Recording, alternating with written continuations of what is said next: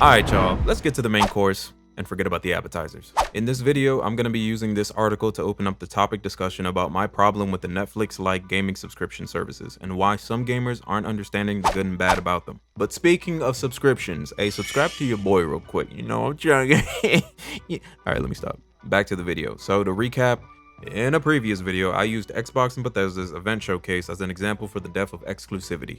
My most publicly viewed video as of now, which a lot of people agreed and others didn't, which is okay. In that video, I discussed the worry and downside of Xbox's attention on Game Pass and how it shifted the landscape of gaming and accessibility. And for console lovers, I mainly did that for them. Apparently, people still don't understand that in order to sell a console, you need exclusive games for it. And I find it really weird because this isn't new at all. Case in point, Pong on the Magnavox Odyssey. The very first home console, by the way. But yeah, that was in the 1970s. So the format of selling and buying, it's still the same. I fully understand that a lot of people want open platform, but again, that's not good for consoles. If it's open platform and you're buying it on PC, that has nothing to do with console sales. You're helping the developer, you're helping the studio behind it publishing, but you're not helping the console.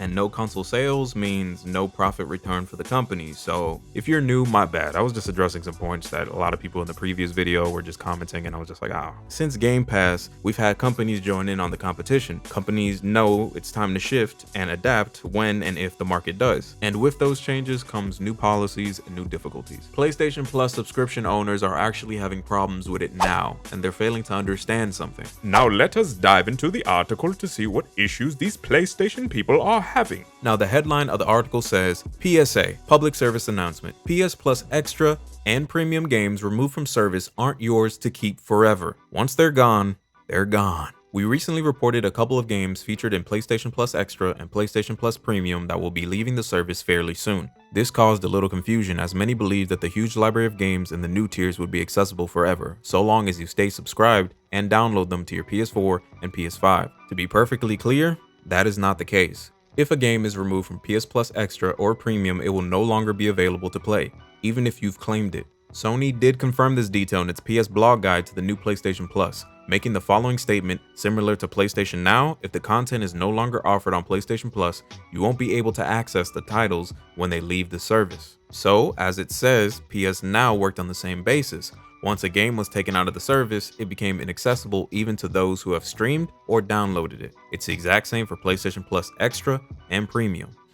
So you're telling me, welcome to Blockbuster again. And that is one of the complications about these Netflix-like video game subscription services. You do not own the games. Now the complication for the gaming catalog, as Netflix does, there might be a rotation for all these services. Game Pass, PlayStation Plus Extra and Premium, EA Play, Ubisoft Plus, forgive me if I'm forgetting any others. Yeah, buddy, wait until it comes back. Hell, it might not even come back, bro. I'm sorry. You're gonna have to take the L for this one, man. Now, I don't know if, like Netflix again, the rotation depends on region accessibility. But seeing how Netflix has certain movies available in different countries is a question a lot of us should think about. Could it end up for some gamers where people in the UK have certain games that the US took out of their rotation, or vice versa? Could they have a better looking catalog? That's a definite possibility. And there's another factor that I want to kind of talk about. Phil Spencer addressed how a game comes to Game Pass, and he says the majority of the time it's a one-time check and some dividends every time the game gets played, depending on hour or something like that. And I might be getting worried for no reason, but with the price of Game Pass, what worries me most is, are they getting back a profit return? You telling me with this $1 for your first 3 months, $14.99 a month deals, while you're dropping millions just to get one game on your service, that you gonna get a hefty profit back? Boy, if you don't get your dumb ass. I don't know, man. This is just my theory. There could be a better financial system in play that benefits both parties. But I don't know, man. it looking like a struggle. I don't know. Hey, this is just my concerns. I'm trying to bring some validation into it, but I don't know, man. In turn, is there positives to Netflix subscription gaming? Yes, more money goes to the devs, which can result in more games. But do not assume that it will happen, or it will be of a higher quality. It depends on the developers themselves. It provides conveniency, but with the price figuratively. and some cases, financially. Are there negative downsides to Netflix subscription gaming? Yes, the possibility of downgraded development of AAA games. If company buyouts continue for Xbox, they'll put their games on Game Pass. We headed to PC, dog, death of consoles. And retail, bro? That shit will definitely be affected.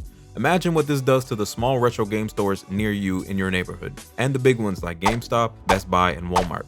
Now, I know this won't happen right now, but the way things are going with subscription this, subscription that, there's a high probability that some of these things might happen in the future. As for those who are proclaimed gamers, who will have and buy everything, with the economy of the world right now, inflation, recession, etc., could you really say you'll buy everything? If so, I'm worried about your financial decisions first off. Please don't be buying aggressively because you're a consumer. You don't need to have every console to play a game, bro.